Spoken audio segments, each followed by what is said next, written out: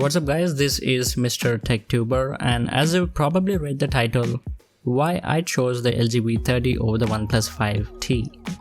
In this video, not only me, but one of the best tech creators, the man himself, Jon Rettinger from TechnoBuffalo, will also be sharing his thoughts on either of this device, since both of the phones are sort of direct competition to one another and also sold at prices closer to one another, at least here in India.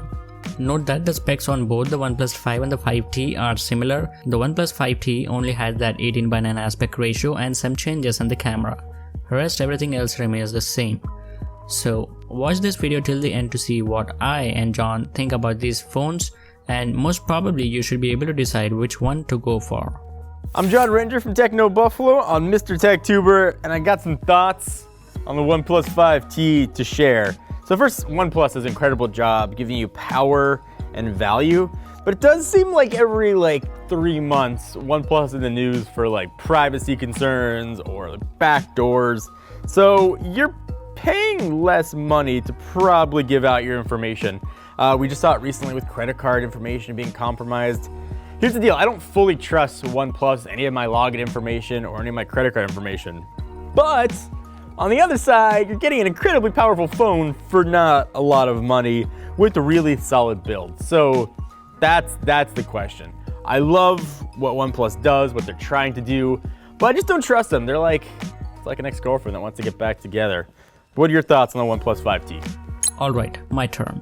Now if you ask me, I'd definitely pick the LG V30 over the OnePlus 5T or the OnePlus 5. It's not that the OnePlus is bad or anything like that, but the only reason is that the V30 offers a bit more features than the OnePlus 5T, and those features matters, at least to me. The fact that the V30 has IP68 certification whereas the OnePlus 5T does not, in itself is a major reason. For the flagship phones like this, we do expect to see IP68 certifications, right? I also like the design and the form factor of the V30 over the OnePlus 5T. The V30's glass back appeals a lot more to me, and also that glass back allows wireless charging, which can be sometimes very convenient, which the OnePlus fails to provide. Display-wise, I slightly bend over the V30 again, not because the OnePlus's display is bad, but because I prefer the colors on the V30. They kinda pop a bit more. Now comes the camera. Cameras are very good on both of these devices, but again, I would go with the V30 because the fact that it has a wide-angle camera, which I prefer over the telephoto camera on the OnePlus 5. And also the OnePlus 5T does not have the telephoto camera. That is a thing to consider here. Also, the V30 has a ton and ton of camera modes, both for photos and videos built in right into the camera app itself. And being a video creator, cameras and camera controls matters a lot to us. And that is the reason why I again chose the V30 over the OnePlus 5T. And the last reason why I would lean over the V30 is the hi-fi quad DAC.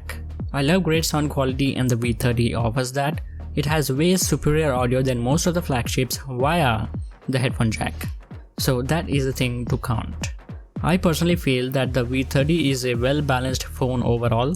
It has a great display, gorgeous design, good cameras and great performance.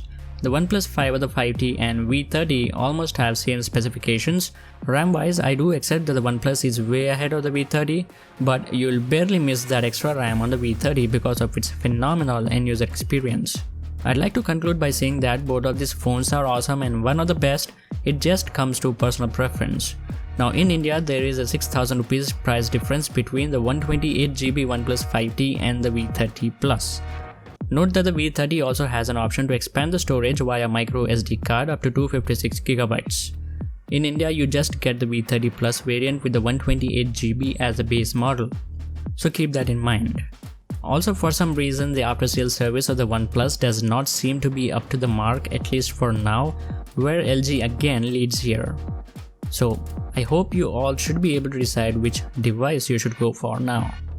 Also, I would like to thank Jon for being a part of this video, and I hope you guys found this video helpful, and if you did, make sure you subscribe to MrTechTuber for great quality tech videos dropping by soon. With that being said, I'll catch you all in the next one.